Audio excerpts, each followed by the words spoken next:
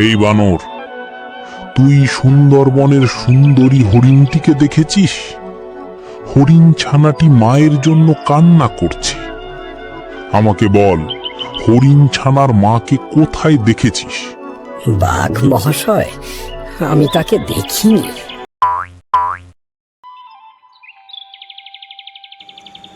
সুন্দরবনের গভীর জঙ্গলে থাকত এক রাজকীয় বাঘ। তার নাম ছিল সম্রাট। শক্তিশালী হলেও সম্রাট কখনো অকারণে কোনো প্রাণীকে আঘাত করত না। বন জুড়ে সবাই তাকে সম্মান করত, কারণ সে ছিল সাহসী, শান্ত ও ন্যায়পরায়ণ।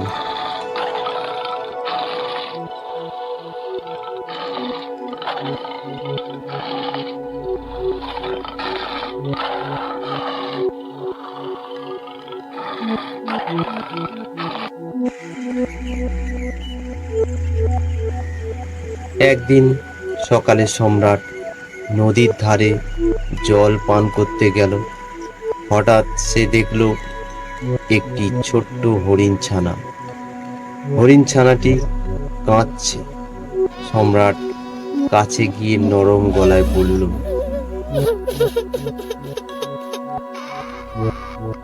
কি হয়েছে? তুমি কাঁদছো কেন? হরিণ ছানা আমার ভয়ে মা কাঁপতে হারিয়ে কাঁপতে বলল, গেছে। আমি অনেক খুঁজেছি, কিন্তু কোথাও খুঁজে পাচ্ছি না। ভয় পেও না, আমি তোমার মাকে খুঁজে বের করার চেষ্টা করব। তারপর সম্রাট বন জুড়ে খোঁজা শুরু করলো। সে প্রথমে বানরের কাছে জিজ্ঞেস করলো,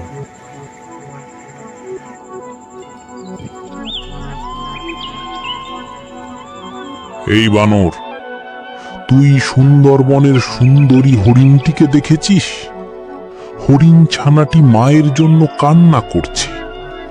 আমাকে বল, হরিণ ছানার মাকে কোথায় দেখেছিস? বাঘ মহাশয়, আমি তাকে দেখিনি। তারপর সম্রাট একটি পাখির কাছে যায়। পাখিটিকে জিজ্ঞেস করলো।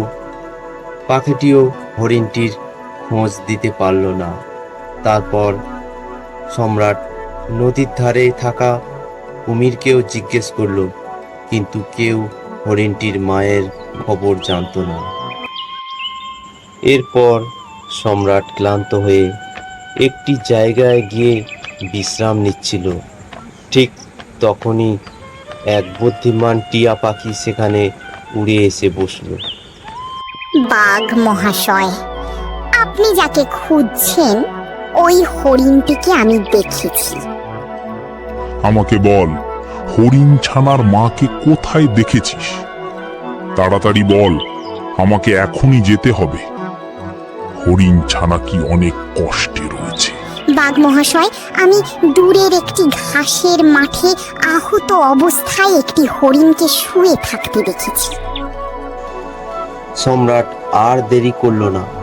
সে যত তাড়াতাড়ি সম্ভব সেখানে পৌঁছে দেখল সত্যি হরিণ ছানার মা একটি গাছের ডালে আটকে আহত হয়ে পড়ে আছে। সম্রাট সাবধানে ডালটি সরিয়ে তাকে মুক্ত করলো।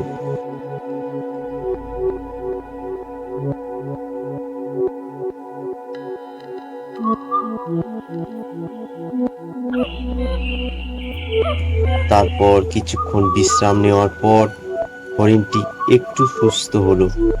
সম্রাট তাকে ধীরে ধীরে নিয়ে আসে তার সন্তানের কাছে।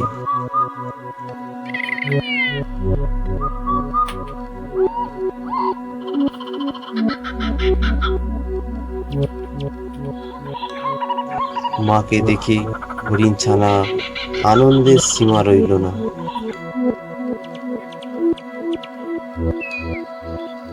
ইয়াহু! আমি আমার মাকে পেয়ে গেছি। মা ও সন্তান দুজনেই সম্রাটকে ধন্যবাদ জানালো।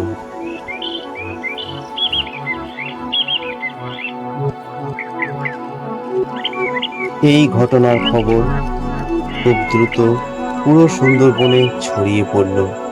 সবাই বুঝতে পারল সত্যিকারের শক্তি শুধু বলের মধ্যে নয়, দয়া ও সহানুভূতির মধ্যেও লুকিয়ে থাকে।